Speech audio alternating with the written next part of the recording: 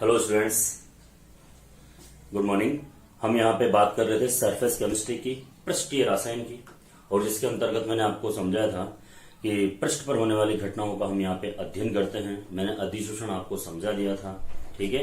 अधिशोषण के जो टाइप्स थे, प्रकार थे, उसके बारे में हमने बात कर ली थी। अब हम इसी टॉपिक को आगे बढ़ाते हैं। हमारा टॉपिक है ठोस अधिशोषक पर गैसों का अधिशोषण। मतलब जो सतह है वो तो सॉलिड है और इसके ऊपर गैस के अणु अधिशोषित हो रहे हैं, ठीक है। तो यहाँ पे अधिशोषक तो ठोस हैं और अधिशोष्य हैं वो गैस के अणु हैं, और हम यहाँ पे इनको प्रभावित करने वाले कारकों के बारे में बात करेंगे आप लोगों से, ठीक है। तो आर यू रेडी? आराम से पढ़ना बेटा, एक एक लाइन एक एक पॉइंट समझ के आपको हर एक चीज यहाँ पे समझ में आने वाली है। कोई ऐसी चीज नहीं है जो आपको समझ में नहीं आएगी। तो हमारे पास यहाँ पे प्रभावित करने वाले कारकों में पहला पॉइंट है गैस की प्रकृति। गैस की प्रकृति, the nature of gas. Gas क्या है बेटा? अधिशोष्य है, ठीक है। तो गैस की प्रकृति अधिशोषण की मात्रा को कैसे प्रभावित करती है, देखिए। देखो, गैसों को हम यहाँ पे दो कैटेगरी में डिवाइड कर सकते हैं। एक तो वो गैसें जो आसानी से द्रवित हो जाती है, जैसे CO2, अमोनिया, SO2, ठीक है, HCl। तो एक तो वो गैसें जो आसानी से द्रवित हो जाती है, और एक वो गैसें जो आसानी से द्रवित नहीं होती है, जैसे N2O2, H2। ओके, ठीक है बेटा। तो गैस किस पृष्ठ द्वारा अधिक अधिशोषित होगी, या कौन सी गैस ज्यादा अधिशोषित होगी? वे गैसें जो आसानी से द्रवित हो जाती हैं, ठीक है, ठोस पृष्ठ द्वारा आसानी से द्रवित नहीं होने वाली गैसों की अपेक्षा अधिक अधिशोषित होती है, ठीक है। तो जो गैसें आसानी से लिक्विड फॉर्म में आती हैं, द्रव अवस्था में आती हैं, वो इजी वे में अधिशोषित होती है ठोस पृष्ठ द्वारा। जैसे देखिए, मैं यहाँ पे एक एग्जांपल भी लिख देता हूं। CO2 से कम अधिशोषित होगी अमोनिया, अमोनिया से कम अधिशोषित होगी HCl से कम अधिशोषित होगी CO2 से कम अधिशोषित होगी मीथेन से कम अधिशोषित होगी कार्बन मोनोऑक्साइड, और इससे कम अधिशोषित होगी N2, और सबसे कम अधिशोषित होगी H2। तो यह है गैसों के अधिशोषण की क्षमता, ठीक है। तो यहां से लेकर ये गैसें जो है आसानी से लिक्विफाइड हो जाती है, द्रवित हो जाती हैं, और ये गैसें जो आसानी से द्रवित नहीं होती हैं, यहां उच्च दाब और निम्न ताप की, अत्यधिक उच्च दाब और निम्न ताप की आवश्यकता होती है। इस कारण से तो वे गैसें जो आसानी से लिक्विफाइड हो जाती है, द्रवित हो जाती हैं, आसानी से द्रवित नहीं होने वाली गैसों की अपेक्षा अधिक अधिशोषित होती है। अब गैस का अधिशोषण डिपेंड करता है बेटा क्रांतिक तापमान पर। क्रांतिक ताप, क्रिटिकल टेम्परेचर क्या होता है, वो आपको फिजिक्स में भी आता है और यहां भी है, ठीक है। और जिस गैस का क्रांतिक ताप जितना ज्यादा होगा वो उतनी ही आसानी से द्रवित हो जाएगी। तो क्रांतिक ताप क्या होता है, क्रिटिकल टेम्परेचर कहते हैं किसको है? किसी भी गैस का वह न्यूनतम ताप जिस पर उसे द्रवित नहीं किया जा सकता हो, चाहे दाब कितना ही लगा दिया जाए। मैं वापस रिपीट करता हूं, समझना इस चीज को। किसी भी गैस का वह न्यूनतम ताप जिस पर उसे द्रवित नहीं किया जा सकता हो, चाहे दाब कितना ही लगा दिया जाए, उस ताप को हम बोलते हैं क्रिटिकल टेम्परेचर, क्रांतिक ताप। अगर मैं आपको एक्सप्लेन करना चाहूं, समझाना चाहूं, तो यहां देख लीजिए, इस पात्र में ये गैस है ना बेटा, ये इस पात्र के अंदर ये गैस भरी हुई है, ठीक है। और अब मैं यहां पे ऊपर से टेम्परेचर अप्लाई कर रहा हूं, ठीक है। देखना बेटा, माना कि 273 केल्विन ताप पर तो ये गैस है। अब गैस को द्रव में चेंज करने के लिए टेम्परेचर कम करना पड़ता है, ठीक है। तो अब मैंने ये टेम्परेचर कर दिया 272 केल्विन। 272 पे ये क्या द्रव अवस्था में चेंज हो जाती है। तो मैं कह सकता हूं बेटा कि 273 तक तो ये गैस ही है, 272 पर ही ये लिक्विड में चेंज होती है। तो न्यूनतम ताप कौन सा हो गया जिसपे वो गैस अवस्था में? 273। तो 273 केल्विन इस गैस का क्रिटिकल टेम्परेचर है, क्रांतिक ताप है। बात समझ में आ गई आपको? चलो अब हम आगे की बात करते हैं। सेकंड पॉइंट, अब हम सेकंड पॉइंट की यहां पे बात करते हैं, वो है अधिशोषक का पृष्ठीय क्षेत्रफल। सेकंड पॉइंट बेटा, अधिशोषक का पृष्ठीय क्षेत्रफल। पृष्ठीय क्षेत्रफल, ठीक है। पृष्ठीय क्षेत्रफल, अधिशोषक का पृष्ठीय क्षेत्रफल। देखो, सरफेस एरिया जितना ज्यादा होता है, ठीक है, गैसों का अधिशोषण उतना ही ज्यादा होगा। ठीक, जब भी हम यहाँ पे रासायनिक अभिक्रिया में धातु यूज में लेते हैं उत्प्रेरक के रूप में, तो धातु की जगह हम धातु का चूर्ण काम में लेते हैं, चूर्णित फॉर्म में मेटल काम में लेते हैं, क्योंकि जैसे जैसे पृष्ठीय क्षेत्रफल बढ़ेगा वैसे वैसे अधिशोषण की मात्रा भी क्या होगी बेटा, बढ़ती जाएगी। जैसे मैं अक्सर समझाता हूं आपको कि अगर आप यहां पर इस पात्र में चौक का टुकड़ा डालोगे तो चौक इतने से ही पृष्ठीय क्षेत्रफल को एक्वायर्ड करेगा, लेकिन अगर आपने इसको चूर्णित फॉर्म में डाला है तो ये बहुत सारा एरिया कवर करेगा, तो उस पूरे एरिया या पृष्ठीय क्षेत्रफल द्वारा उस लिक्विड का या उस रंग का अधिशोषण होगा। ठीक है बेटा, तो पृष्ठीय क्षेत्रफल जैसे जैसे इंक्रीज होता है, पृष्ठीय क्षेत्रफल बढ़ने पर अधिशोषण की मात्रा जो है वो बढ़ जाती है, और एकांक क्षेत्रफल द्वारा जब अधिशोषण होता है तो उसे विशिष्ट पृष्ठीय क्षेत्रफल का नाम दिया जाता है। ठीक है बेटा, तो ये चीज भी आपको समझ में आनी चाहिए। और धातुएं अधिशोषण की मात्रा अधिशोषक का पृष्ठीय क्षेत्रफल के समानुपाती होती है, तो इसका भी एक क्रम है, ये भी ध्यान रखना, पीडी, पीटी, एयू और निकल। इन धातुओं की निश्चित मात्रा का जो पृष्ठीय क्षेत्रफल है उसका ऑर्डर है कि पीडी का पृष्ठीय क्षेत्रफल ज्यादा होता है, देन पीटी का, फिर एयू सोना का और फिर निकल का। ठीक है, तो अब अधिशोषक की मात्रा के लिए हम पीटी, पीडी, निकल ज्यादा यूज में लेते हैं। उसका कारण है क्योंकि इनका जो पृष्ठीय क्षेत्रफल है वो क्या होता है बेटा, ज्यादा होता है। चलिए नेक्स्ट है दाब का प्रभाव, इफेक्ट ऑफ प्रेशर, दाब का प्रभाव। तीसरा बेटा दाब का प्रभाव, दाब देखिए प्रेशर। अगर मैं प्रेशर की बात करूं, ठीक है, तो जैसे जैसे दाब बढ़ाया जाता है, दाब बढ़ाने पर अधिशोषण की जो मात्रा है वो क्या होती, बढ़ती है। दाब बढ़ाने पर अधिशोषण की मात्रा बढ़ती है, लेकिन कितनी बढ़ेगी, सिर्फ ये छोटा सा पॉइंट है जो आपको समझना है। यहां पे मैं एक चित्र द्वारा आपको एक्सप्लेन कर देता हूं पूरा। सपोज कीजिए कि ये पृष्ठ है ना, और यहां ऊपर गैस है। अगर मैं यहां पे प्रेशर अप्लाई करूंगा तो ये गैस के अणु क्या होगा, इस पृष्ठ के अंदर जाएंगे। कितना जाएंगे, एक समय ऐसा आएगा जब अंदर अणुओं की सांद्रता ऊपर वाले अणुओं की सांद्रता के बराबर हो जाएगी, फिर यही अणु ऊपर प्रेशर अप्लाई करने लगेंगे, फिर क्या होगा, दाब कितना ही लगा लो अधिशोषण होगा ही नहीं। बस ये चीज समझनी है आपको। तो जैसे जैसे दाब बढ़ाते हैं अधिशोषण की मात्रा जो है वो बढ़ती जाती है, और उसमें जो ग्राफ में यहाँ पे ये जो प्लॉट करूंगा उसे अधिशोषण समतापी वक्र कहते हैं। ठीक है, तो ये देखिए x/m समानुपाती p, दाब बढ़ाने पर अधिशोषण की मात्रा बढ़ती है। x/m क्या है बेटा, गैस की मात्रा, ये गैस का अंश। ठीक है, और p क्या है, प्रेशर है।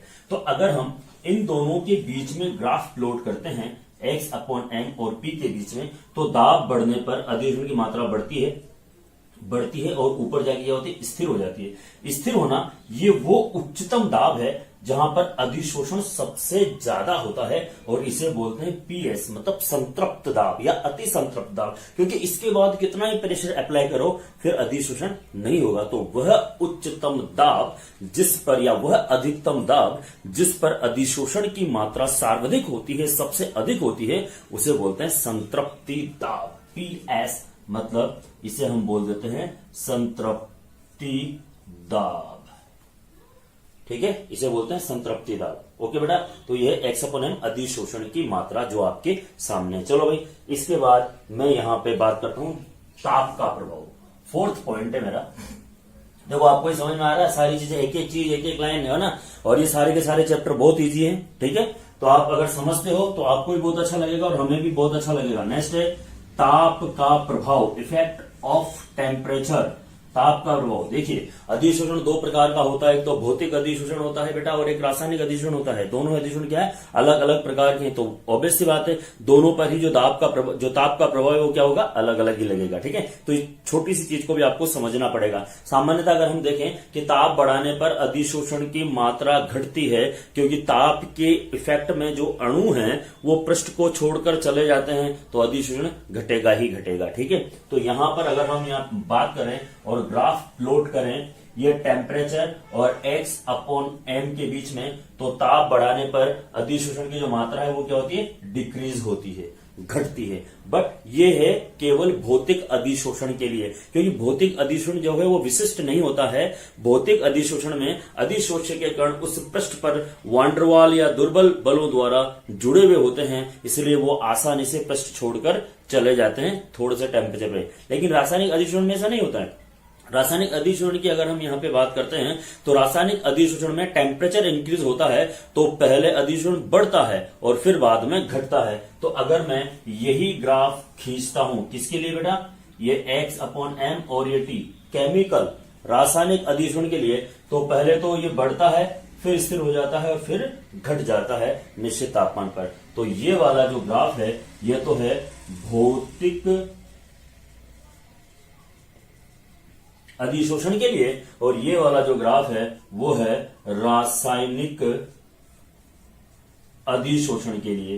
दोनों के दोनों ग्राफ आपके सामने हैं, वो भौतिक के लिए है बेटा और ये रासायनिक अधिशोषण के लिए है। तो दोनों चीजें हैं, आपको समझ में आ रही होगी, दिखाई भी दे रही होगी। ठीक है, अब हमारे पास है अधिशोषक का सक्रियण, 5वां पॉइंट है। ठीक है,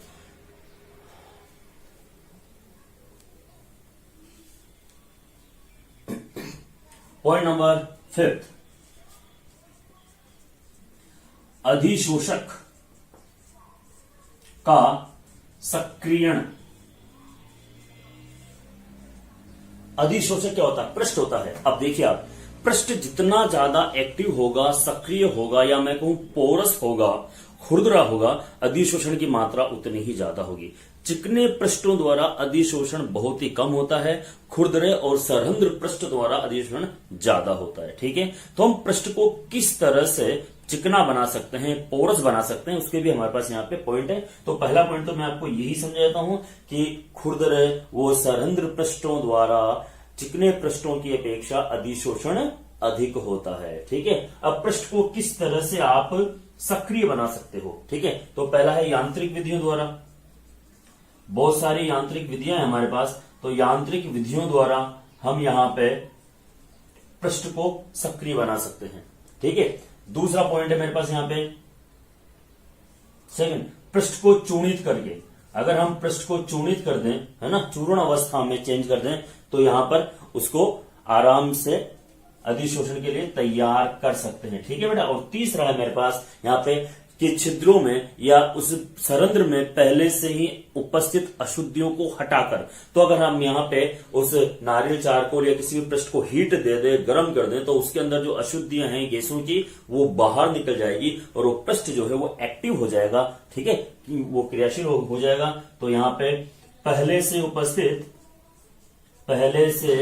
उपस्थित अशुद्धियों को दूर करके, अशुद्धियों को हटाकर हम यहां पर किसी भी पृष्ठ को अधिशोषण के लिए, सक्रियणता के लिए उपलब्ध करवा सकते हैं या उसको काम में ले सकते हैं। ठीक है बेटा, तो ये आपके 5 पॉइंट है। अभी और इंपॉर्टेंट पॉइंट आपके पास वो है दाब का प्रभाव, नहीं उसमें इसके बाद है अपने पास अधिशोषण समतापी। ठीक है बेटा, ये पूरे 5 पॉइंट है।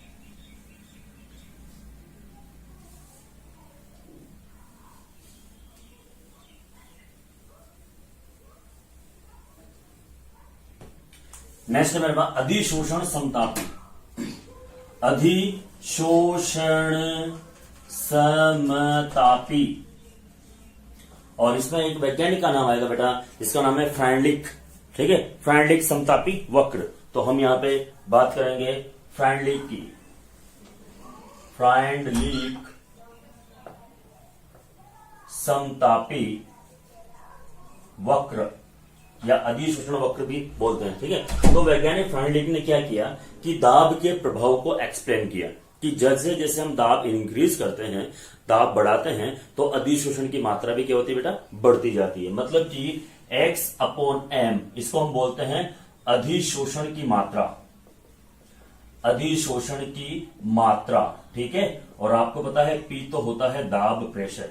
तो उसने गैस के अधिशोषण की मात्रा x/m, वो P दाब के मध्य ग्राफ खींचा, वो ग्राफ खींच के निम्न प्रेक्षण दिए। उसने 3 प्रेक्षण दिए कि दाब की प्रारंभिक अवस्था में क्या होता है, दाब की उच्चतम अवस्था में क्या होता है और दाब की मध्यवर्ती अवस्था में क्या होता है। क्योंकि मैंने अभी आपको बताया था कि एक टाइम आता है कि आप दाब कितना ही लगा दो, अधिशोषण होना ही बंद हो जाएगा, है ना, क्योंकि वो इक्विलिब्रियम की फॉर्म में आ जाएंगे। जितने अणु उस पदार्थ के अंदर होंगे उतने ही अणु अगर बाहर है, तो दोनों ही बराबर से दाब लगाएंगे, तो वहां पे अधिशोषण क्या हो जाएगा बेटा, रुक जाएगा। ठीक है, इसलिए उसने ये 3 अवस्थाएं हमें समझाई। किसने, वैज्ञानिक फ्रांडलिक ने। तो उसने एक ग्राफ खींचा जिसको मैं अलग अलग यहां पे आपको एक्सप्लेन करूंगा। ग्राफ ये था आपके सामने, ठीक है। यहां पे ये 0, ये प्रेशर, ये x अपॉन एम, ठीक है बेटा, x अपॉन एम, और ये रहा हमारा पूरा ग्राफ। ये है दाब की प्रारंभिक अवस्था। तो प्रारंभिक अवस्था में x अपॉन एम का मान होता है P के समानुपाती, ठीक है।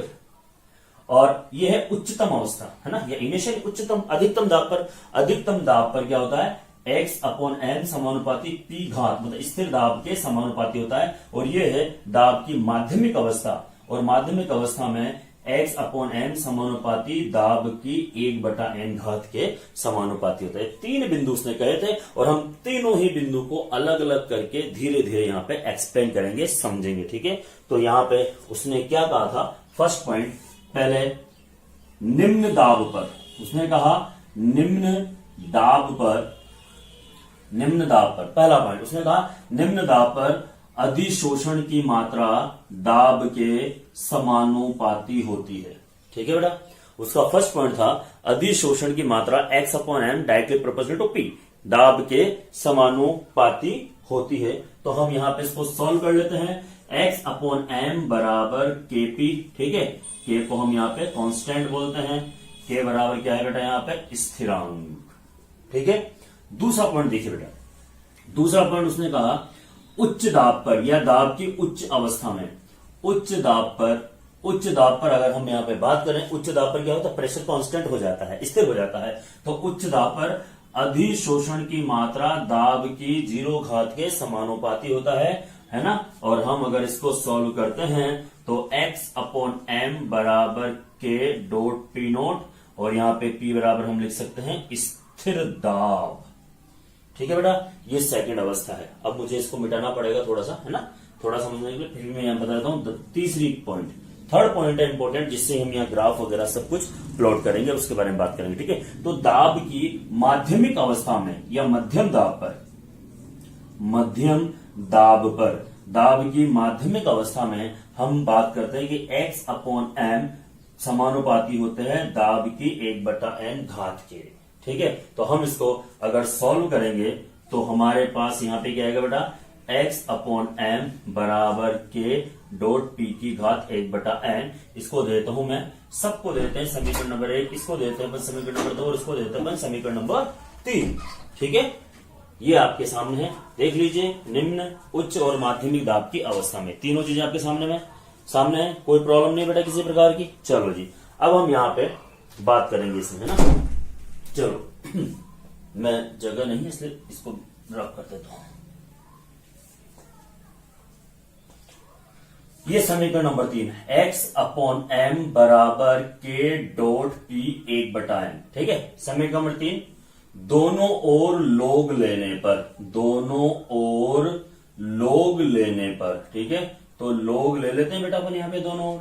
अगर हम यहां पे दोनों ओर लोग लेते हैं तो हमारे पास क्या आ जाएगा, देखो बेटा, लोग x अपॉन एम बराबर लोग K प्लस घात आगे जाएगी लोग P। यह है फ्रेंडलिक समतापी समीकरण, इसको हम समीकरण नंबर 4 का नाम देते हैं, ठीक है। देख लो बेटा, कुछ ही नहीं किया मैंने, समीकरण नंबर 3 का लोग लिया, लोग x अपॉन एम लोग के, और लोग घात आगे जाएगी 1/n और लोग P, ठीक है बेटा, कोई दिक्कत ही नहीं इसके अंदर। अब हम यहाँ पे ग्राफ खींचते हैं यहाँ पे, ठीक है, लोग x अपॉन एम और लोग P के मध्य यहाँ पे, जिसे हम फ्रेंडलिक समतापी वक्र का नाम देंगे, ठीक है। तो लोग x अपॉन एम और लोग P के मध्य जब ग्राफ खींचते हैं तो ग्राफ एक सीधी रेखा आता है जिसका जो ढाल है वो है 1/n, और ये लोग के उसका क्या है, अंतखंड, और इसी को हम नाम देते हैं फ्रेंडलिक समतापी वक्र, फ्रेंडलिक समतापी समीकरण का नाम देते हैं इसको, ठीक है। ये फ्रेंडलिक समतापी समीकरण है। जो कि आपके सामने है, और ये पूरा अधिशोषण जो आपको समझना भी है ना, और इस टॉपिक से रिलेटेड बात भी करनी है। इससे रिलेटेड अगर आप लोगों के पास कोई भी प्रॉब्लम होती है तो आपके पास सबके पास मेरे फोन नंबर है, कॉन्टेक्ट नंबर है, आप इजी वे मुझे कॉन्टेक्ट कर सकते हो और मुझसे पूछ सकते हो कि सर हमें ये चीज समझ में नहीं आई है, प्लीज आप इसको एक्सप्लेन कर दीजिए।